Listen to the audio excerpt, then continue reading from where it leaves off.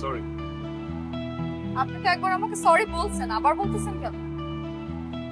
কেন যেন মনে হইলো আগের সরিটা আপনি অ্যাকসেপ্ট করেন। ওই মহিলাকে দেখে আমাকে ভয় পাওয়ার কোনো কারণ নাই। আমি জুতা খুলে মারবো না, আর এমনি আমি জুতা হাতে নিয়ে কাউকে মারিও না। জুতায় অনেক ময়লা থাকে, নিজের হাতে ময়লা লেগে। আমি সুমিকে চিনি। কি?